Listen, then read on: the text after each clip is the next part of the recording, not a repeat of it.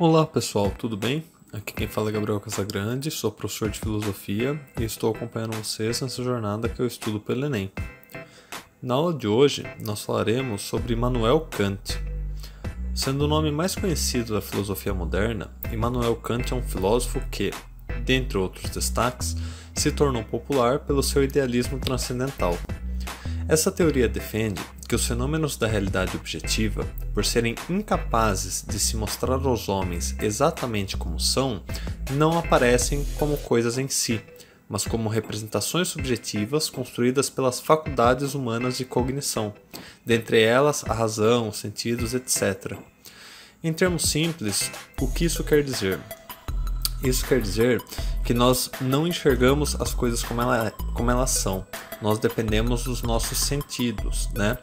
Então, assim, quando eu vejo um objeto, né? Olha lá, eu já estou colocando o termo ver, né? Quando eu vejo um objeto, eu estou aprendendo o visual que o meu olho consegue captar daquele objeto. Eu não estou apreendendo, por exemplo, o cheiro daquele objeto com o meu olho, né? Eu estaria usando outro sentido. Então, nós, enquanto humanos, temos essa limitação sensorial e cognitiva, e essa limitação é até onde nós conseguimos conhecer as coisas, né?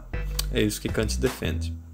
Continuando, para Kant, nossas impressões sensoriais se moldam às formas intuitivas. O conhecimento começa, antes de tudo, na própria razão humana, ainda que se deva fazer uso também do empirismo.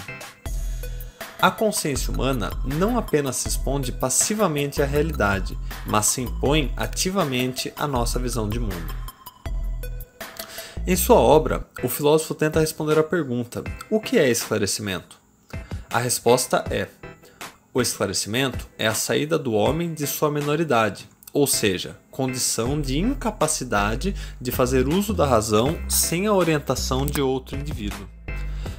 Ainda de acordo com o autor, o culpado por essa condição de menoridade pode ser o próprio indivíduo, no caso de sua motivação ser, por exemplo, a falta de coragem de utilizar a razão por si mesmo. Segundo o autor, todo indivíduo vive uma situação de menoridade em algum momento de sua vida. Nesse caso, a menoridade é natural, pois é o mesmo que imaturidade. Nenhum ser humano nasce inteiramente pronto para o raciocínio. Uma criança demora até atingir a autossuficiência e começar a tomar ações por si mesma. Até lá, ela depende de um tutor ou algo similar. Por fim, esse foi um exemplo, né?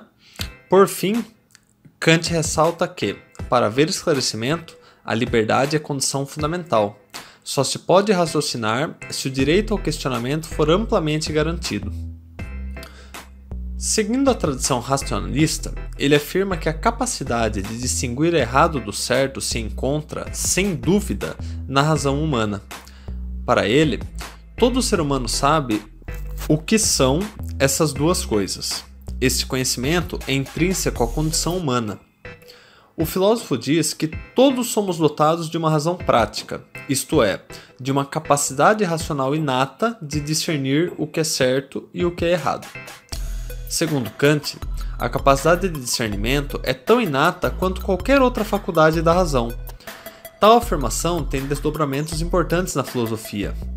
O mais importante deles é o fato de a ética kantiana ser baseada na ideia de que há algo como uma lei moral universal, tão absoluta quanto qualquer lei natural.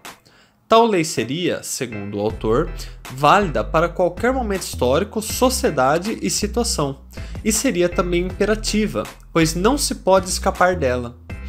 Kant a formula, portanto, como um imperativo categórico. E um de seus maiores pressupostos, juntamente com a ideia de que a moralidade está relacionada à maneira universal de se agir, é a proibição de se utilizar outrem como meios para atingir quaisquer objetivos. Todos devem ser tratados como um fim em si mesmo. Bom, por hoje é só. Qualquer dúvida eu estou à disposição no canal J Explica. Bons estudos!